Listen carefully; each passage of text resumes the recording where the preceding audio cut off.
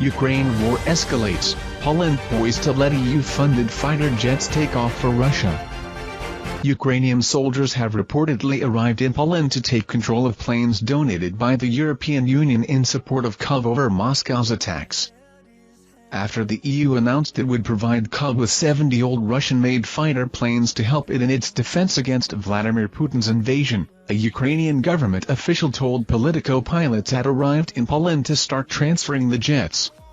The Air Force Command of Ukraine's armed forces said on Facebook the country will get 28 MiG-29 planes from Poland as well as 16 MiG-29 and 14 Su-25 planes from Bulgaria and 12 MiG-29 jets from Slovakia. The bloc's decision to equip Ukraine with the planes adds to its unprecedented commitment to fund and deliver arms to a nation under assault. Ursula von der Leyen, President of the European Commission, claimed, for the first time ever, the European Union will finance the purchase and delivery of weapons and other equipment to a country that is under attack.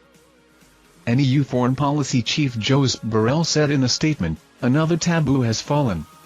The taboo that the European Union was not providing arms in a war. Mr. Borrell was quoted as saying by the non-profit newspaper EU Observer, "We are going to provide even fighter jets." Poland, he reportedly added, would be the logistic hub for the operation. But the plans are surrounded by ambiguity. Mr. Borrell emphasized on Monday the jet transfers would not come from the EU itself, although the bloc will fund the initiative, but be donated bilaterally by individual member states. However, Polish President Andrzej Duda said we are not going to send any jets to the Ukrainian airspace because that would suggest an open military interference in the Ukrainian conflict, adding that NATO is not a party to the war. It is unclear whether Mr. Duda meant the country would not send any Polish planes with Polish pilots or not allow any Polish planes to be flown by Ukrainian pilots either.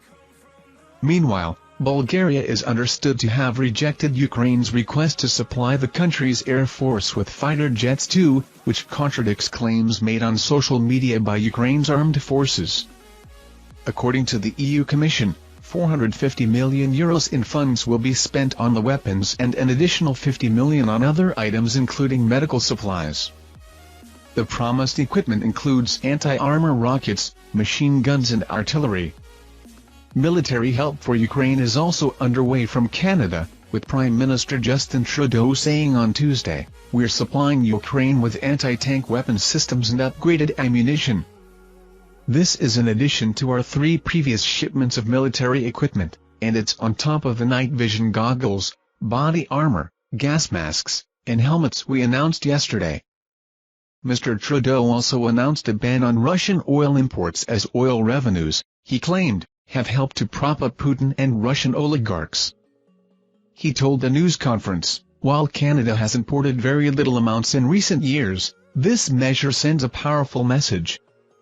Coordinated sanctions by the West against Moscow have targeted its banks but failed to tackle its oil and gas exports.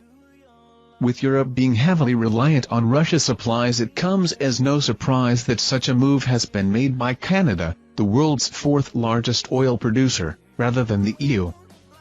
A quarter of the bloc's petroleum oil imports come from Russia. Canada, meanwhile, imported just $289 million Canadian dollars, £170 million worth of energy products last year, according to Statistics Canada. Russian oil and gas exports account for 1/5 of Russia's economy and half of its earnings from exports. A halt to Europe's oil and gas purchases would thus be a very tough sanction for Putin. Thank you for watching our videos. Subscribe to our channel to get notifications when we post newest videos. Thank you and goodbye.